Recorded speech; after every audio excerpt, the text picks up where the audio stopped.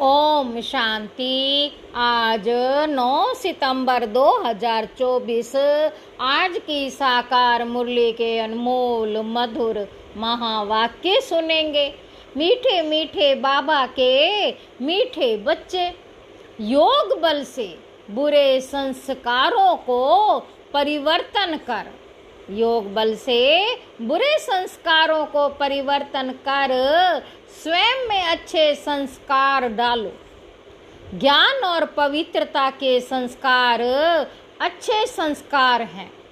प्रश्न है, तुम बच्चों का बर्थ राइट कौन सा है?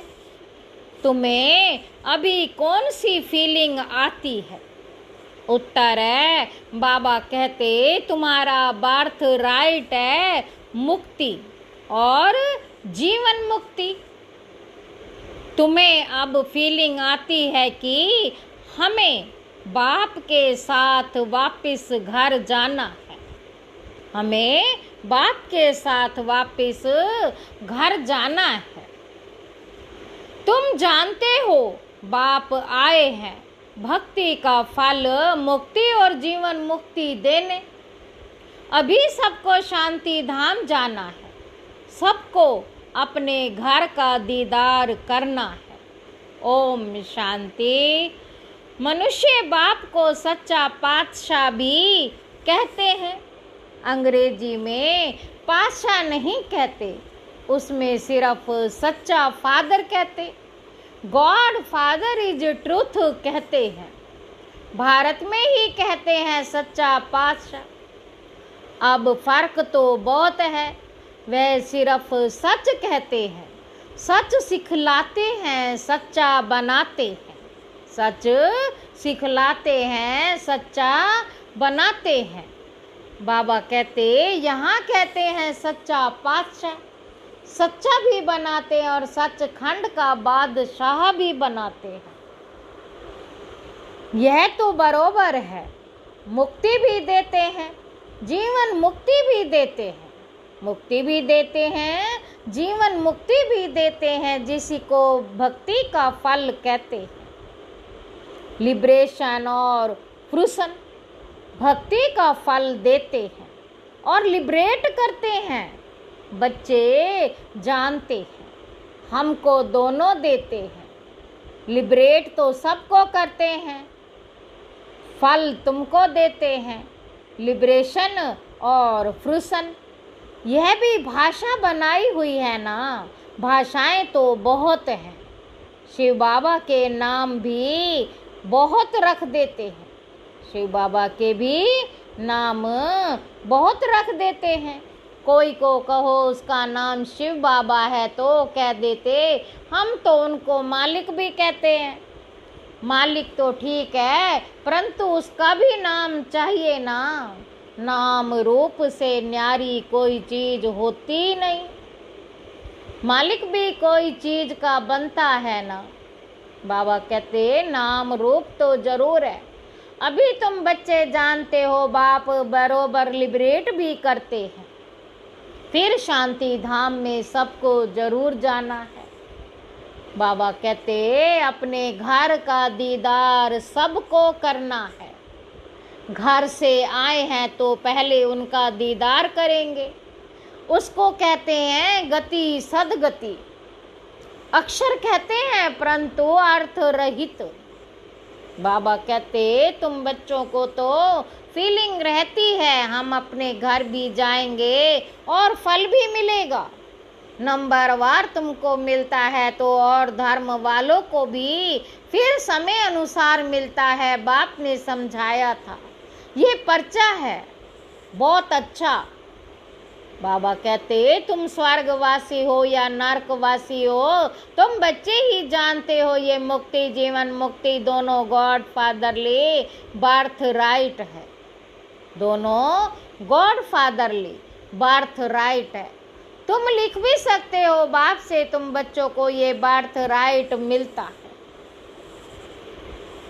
बाप का बनने से दोनों चीजें प्राप्त होती हैं। वह है रावण का बर्थ राइट, यह है परम पिता परमात्मा का बर्थ राइट। यह है भगवान का बर्थ राइट, वह है शैतान का बर्थ राइट। ऐसे लिखना चाहिए जो कुछ समझ सके। बाबा कहते अब तुम बच्चों को हेवन स्थापन करना है। कितना काम करना है? अभी तो जैसे बेबीज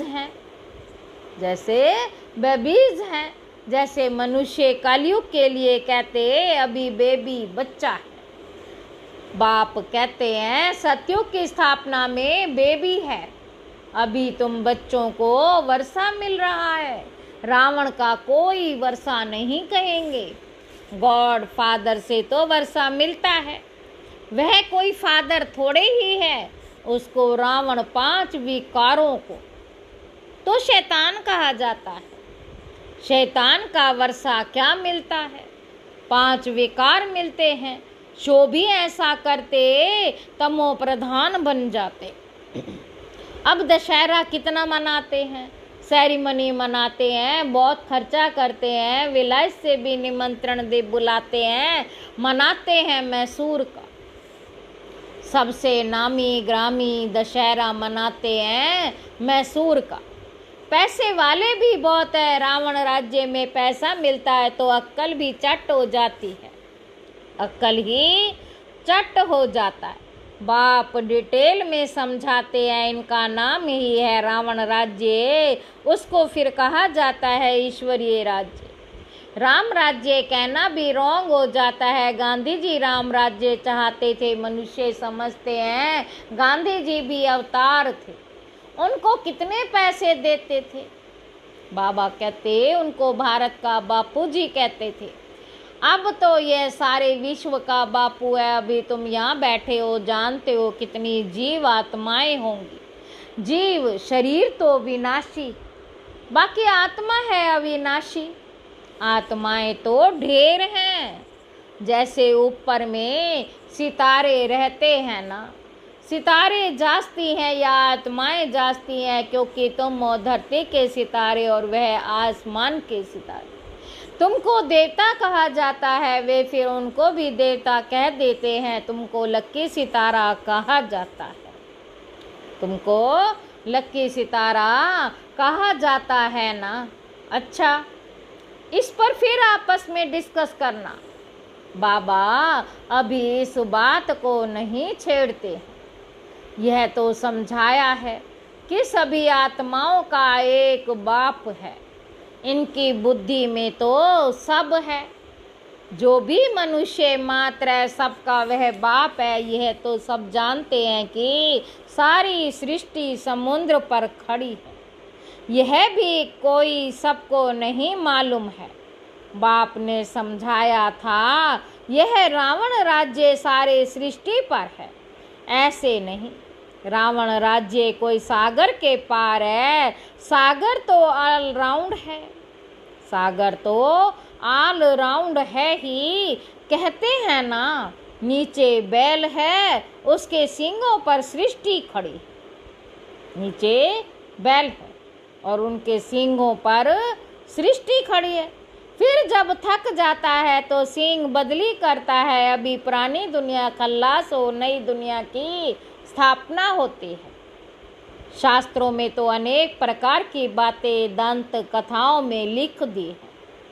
यह तो बच्चे समझते हैं। यहाँ सब आत्माएं शरीर के साथ हैं। इनको कहते हैं जीव आत्माएं। वह जो आत्माओं का घर है, वहाँ तो शरीर नहीं है। उनको कहा जाता है निराकारी जीव आकारी है, इसलिए साकार कहा जाता है। निराकार को शरीर नहीं होता। यह है साकारी सृष्टि, वह है निराकारी आत्माओं की दुनिया। बाबा कहते इसको सृष्टि कहेंगे। उसको कहा जाता है इनकॉर्पोरियल वर्ल्ड। आत्मा जब शरीर में आती है तब ये चुरपुर चलती है, नहीं तो शरीर कोई काम का नहीं रहता। तो उनको कहा ही जाता है निराकारी दुनिया।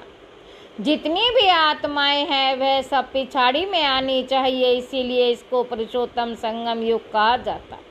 सब आत्माएं जब यहाँ आती हैं तो वहाँ फिर एक ही नहीं रहती। वहाँ जब एकदम खाली हो जाता तब फिर सब वापस जाते हैं। तुम ये संस्कार ले जाते।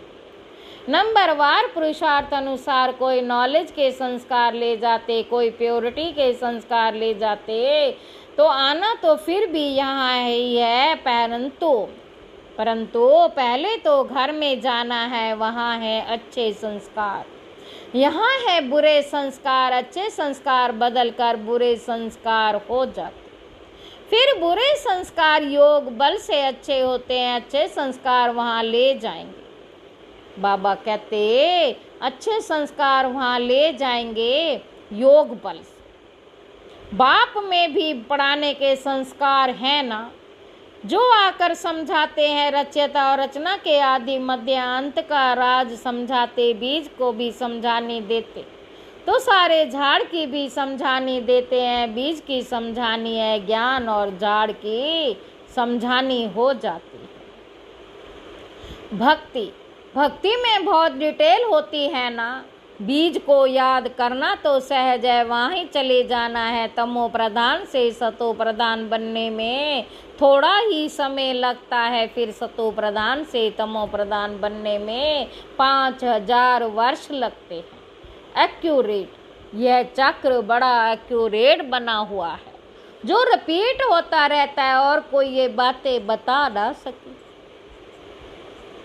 तुम बता सकते हो। बाबा कहते आधा आधा किया जाता, आधा स्वर्ग आधा नर्क। फिर उनका डिटेल भी बताते। स्वर्ग में जन्म कम आयु बड़ी होती है, नर्क में जन्म जास्ती आयु छोटी होती है। जन्म जास्ती आयु छोटी। वहाँ है योगी और यहाँ कलयुग में भोगी। इसलिए यहाँ बहुत जन्म होते हैं। इन बातों को दूसरा कोई नहीं जानता। मनुष्यों को कुछ भी मालूम नहीं है। कब देवताएं थे, वह कैसे बने, कितने समझदार बने हैं, ये भी तुम जानते हो। बाप इस समय बच्चों को पढ़ाकर 21 जन्मों के लिए वर्षा देते। बाप इस समय बच्चों को पढ़ाकर 21 जन्मों के लिए वर्षा देते। फिर ये तुम्हारे संस्कार रहते नहीं। जैसे राजाई के संस्कार होते हैं तो ज्ञान की पढ़ाई के संस्कार पूरे हो जाते। यह संस्कार पूरे हुए तो नंबरवार पुरुषार्थ अनुसार रुद्र माला में पिरो जाएंगे। फिर नंबरवार आएंगे पाठ बजाने। जिसने पूरे 84 जन्म लिए हैं वह पहले आते हैं। उनका नाम भी बतलाते हैं। श्री कृष्ण तो है फर्स्ट प्रिंस ऑफ हेवन। तुम जानते हो सिर्फ एक थोड़े ही होगा, सारी राजधानी होगी ना राजा के साथ। तो फिर प्रजा भी चाहिए। राजा के साथ तो फिर प्रजा भी चाहिए। हो सकता है एक दूसरे से पैदा होते जाएं, एक से दूसरे पैदा होते जाएं। अगर कहें 8 इकट्ठे आते हैं, परंतु श्री कृष्ण तो नंबर 1 में आएगा। श्री कृष्ण तो नंबर 1 में आएगा ना। 8 इकट्ठे आते हैं तो फिर श्री कृष्ण का इतना गायन क्यों है। बाबा कहते ये सब बातें आगे चलकर समझाएंगे। कहते हैं ना आज तुमको बहुत गुइया बातें सुनाता हूँ। कुछ तो रहा हुआ है ना। ये युक्ति अच्छी है। जिस बात में देखो नहीं समझते तो बोलो हमारी बड़ी बहन उत्तर दे सकती है। या तो कहना चाहिए अभी बाप ने बताया नहीं है। दिन प्रतिदिन गुइया ज्ञान सुनाते हैं। इस कहने में लज्जा की बात ही नहीं। गुइया पॉइंट्स जब सुनाते हैं तो तुमको सुनकर बहुत खुशी होती।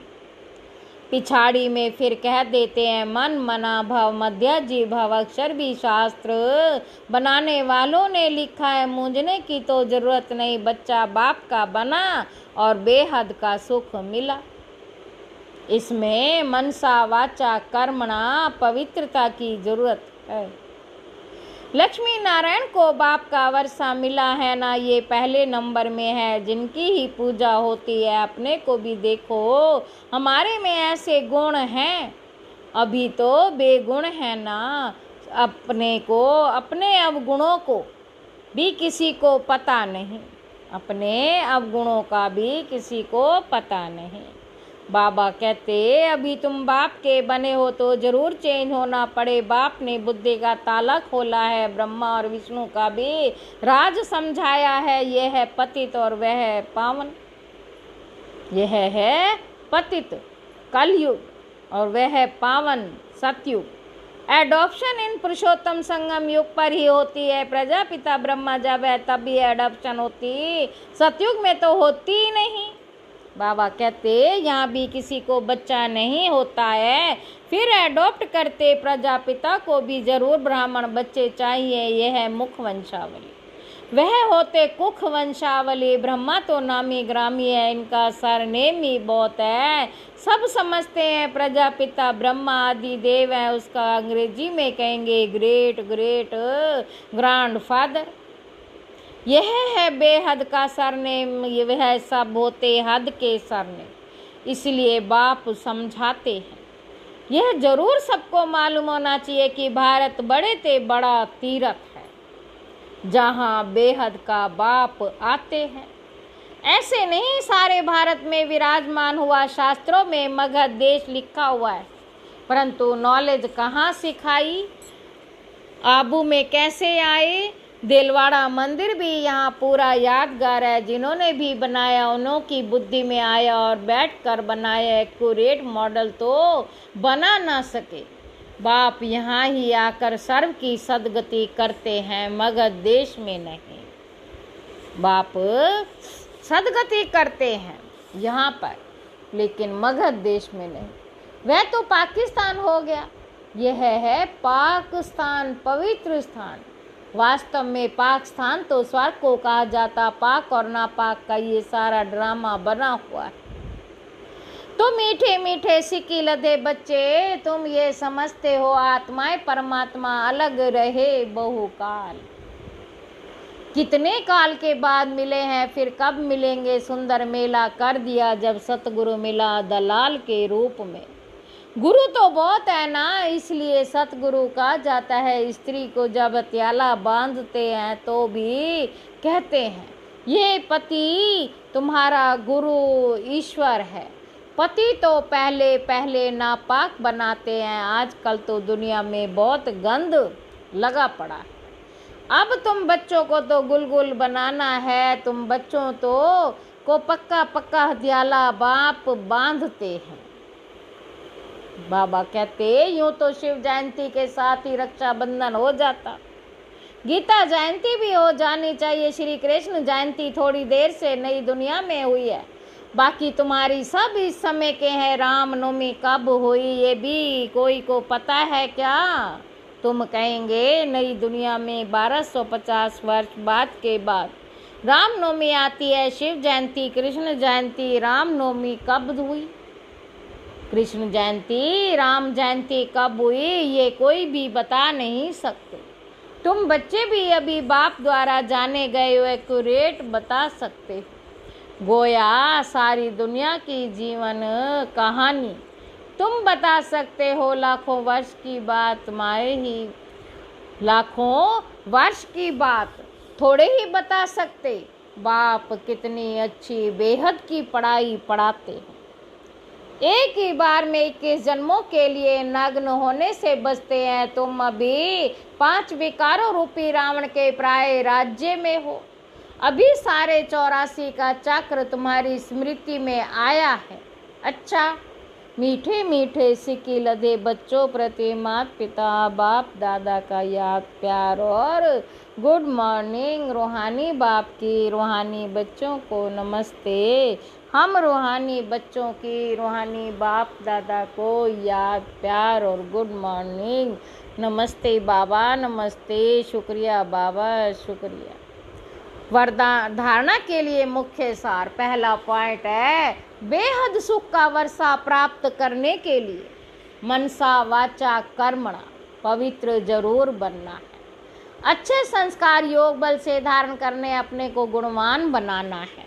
दूसरा पॉइंट है सदा खुशी में रहने के लिए बाप जो रोज गुइया गुइया बातें सुनाते उन्हें सुनना और दूसरों को सुनाना है। किसी भी बात में मूंझना नहीं, युक्ति से उत्तर देना है, लज्जा नहीं करनी। वरदान है सुख स्वरूप बन, सुख स्वरूप बन, हर आत्मा को सुख देने वाले मास्टर सुखदाता भव। ओम शांति। जो बच्चे सदा यथार्थ कर्म करते उन्हें उस कर्म का प्रत्यक्ष फल खुशी और शक्ति मिलती है।